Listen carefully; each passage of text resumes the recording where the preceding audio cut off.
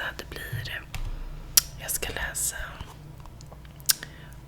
Hotel for Dogs, alltså hundhotellet på svenska. Så ser den ut så är den inte stor. Det är en Disney-film. Så ser man alla hundar och de pratar med varandra med hundarna.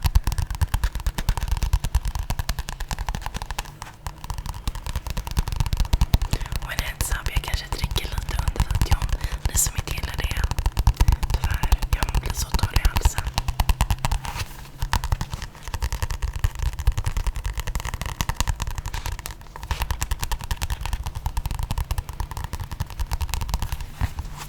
Tycker att det är så bra tapping.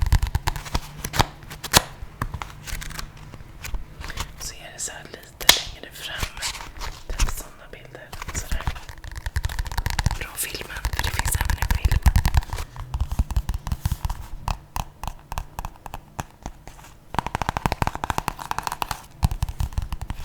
Ja. Så.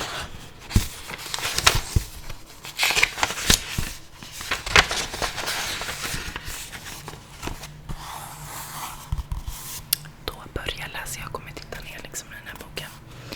Chapter 1. Friday was tied up. The end of his makeshift leash wrapped tightly around a lamppost. It wasn't the first time that the Jack Russell Terrier had found himself in this situation.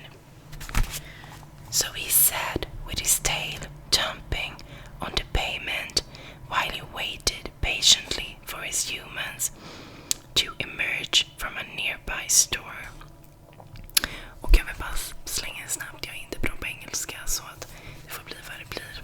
I'm not very good at English, so it will be what it will be.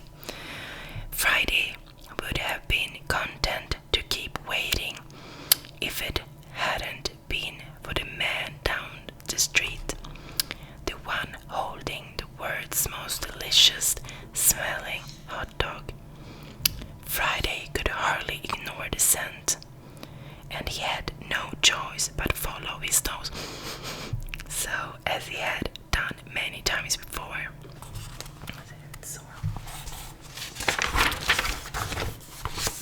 The little terrier shook his head back and forth until the leash loosened around his neck.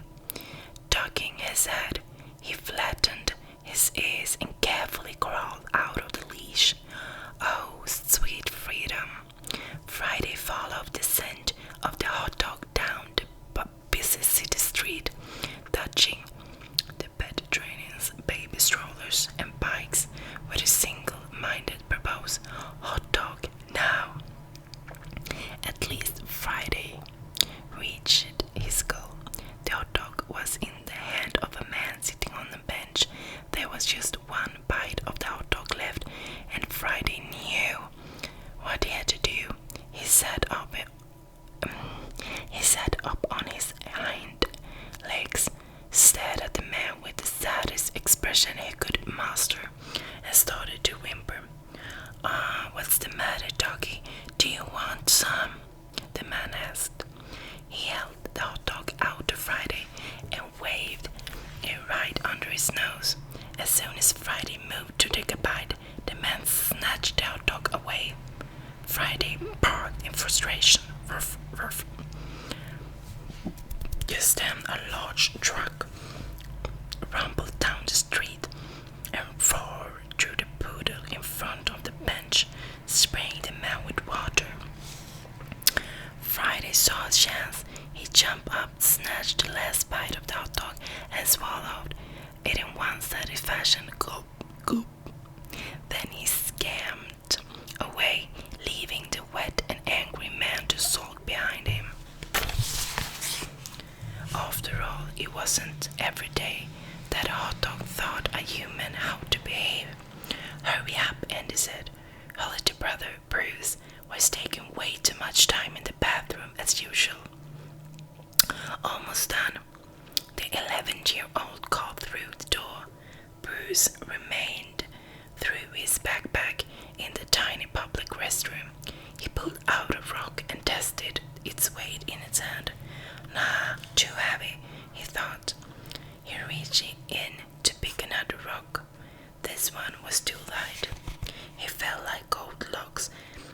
searched for the rock that was just right. What is taking so long? Andy hissed. This is a delicate process, Bruce replied, just as he found the perfect rock. He dropped it into an empty cell phone box and sifted through his backpack again. This time he pulled out a large sheet of thin, clear plastic. Bruce placed the sheet on the top of the box, held the entire thing under the hand dryer and punched the button. The dryer roared to life and the hot air caused the plastic to shrink tight around the cell phone box. Voila! Instant shrink wrap. I'm done, Bruce said. He opened the door and tossed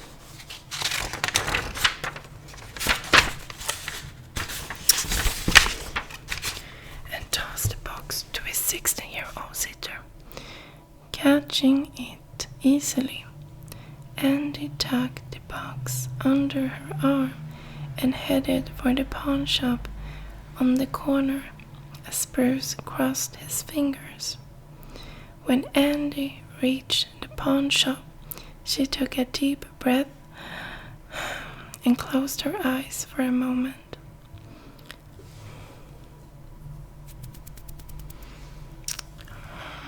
People will believe anything you tell them as long as you say it with confidence. She reminded herself. A guy wearing a leather jacket and a cap walked up to the pawn shop. Andy quickly figured he was the perfect mark. She watched him entire the store and then strolled in after him. Inside the shop, Andy waited until the guy looked away.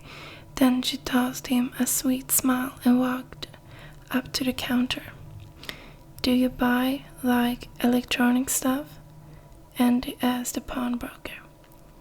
The old man glanced over his shoulder and at rows of electronic devices behind him. It was clearly a stupid question. Duh, hello, Andy said as she followed his gaze. Then she started her spiel. So, I got the cell phone. I never even opened it. See, it's still shrink wrapped and everything. It cost me $200 and I needed to sell it. The pawnbroker was not moved. Take it back where you bought it, he said proudly. And I continue. I bought it with cash. I mislaid the receipt. And then right after I got home, I got a call that I lost my job because I forgot to go. Anyway, I really can't afford it anymore. I'll sell it to you for $100.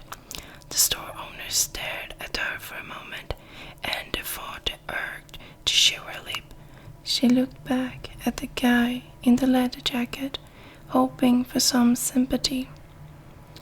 Finally, the pawnbroker took the box from her.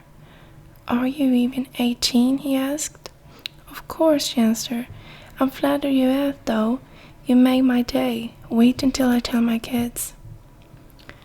The pawnbroker frowned, and he knew she'd gone too far with the last remark about the kids. I'm 16, she confessed, but I'm almost 18.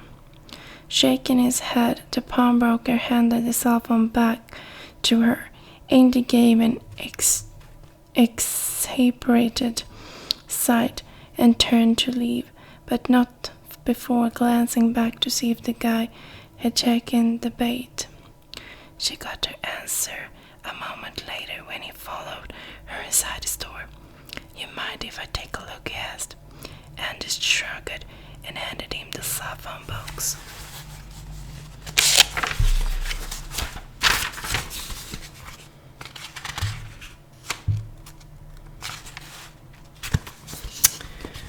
The guy looked at the box for a moment and came to a decision. I gave you $20 for it, he offered. Done, Andy said, score and for confidence. So how do we do? Bruce asked when Andy met up him later. $20, Andrew replied. Nobody questioned the shrink wrap, Bruce said with satisfaction. They walked toward the lamppost to find Friday waiting for them. After the hot dog, he had cleaned up a popsicle dropped by a toddler, found a half-eaten banana, and begged for potato chip from a girl. Little did these humans know what he'd really been up to.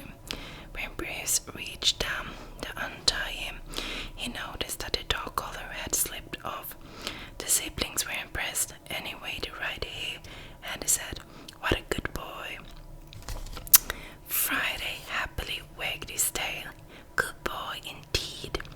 The three of them went to the park. Bruce fed Friday several cheeseburgers and watched him amazement as he wolfed them all down. Is it normal for an animal to be able to consume 10% of his body weight in one meal? Andy asked. It happens, but usually after they do it, they hibernate for 6 months, Bruce replied. Friday finished his meal and turned exponentially to Andy and Bruce. Bruce looked from Friday to his own cheeseburger and back to Friday again. Andy scratched the top of Friday's head, just behind his ears.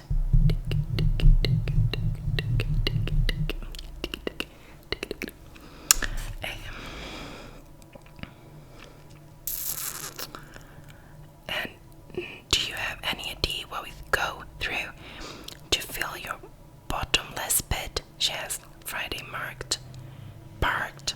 I think that's a yes, Bruce said. He resolutely tore off a piece of cheeseburger and tossed it to the dog. Suddenly Andy jumped up. Oh, here comes trouble.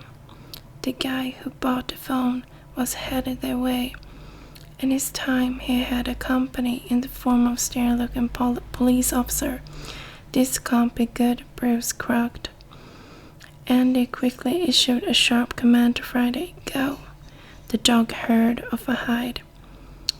Bruce wanted to do the same, but he wasn't quick enough. He fondled his backpack as the police officer got closer and closer.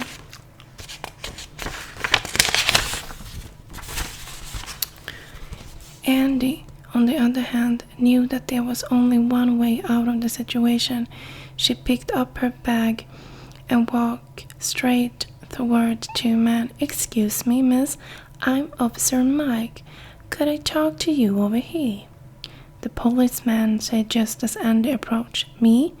Andy asked, doing her best impression of the word cool as cucumber.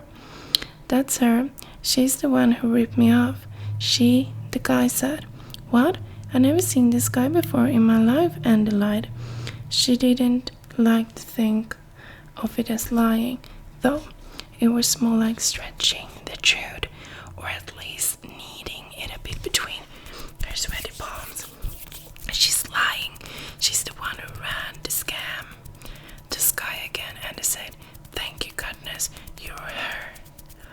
Here, officer, he's been stalking me all day. I'm a little freaked out. Officer Mike regarded her carefully, not buying her story at all. Confidence and remind herself, but that was before Bruce and smacked into a second police officer. Hi Mike, get a load of this, the other officer said, pointing to Bruce and spilling everything out of his backpack. What do we have here? Officer Mike asked his partner as several rock sheets of plastic and an empty iPod box fell onto the ground. That's pretty weird, huh? Bruce said, trying to sound innocent. Andy made one last-ditch effort to turn things around.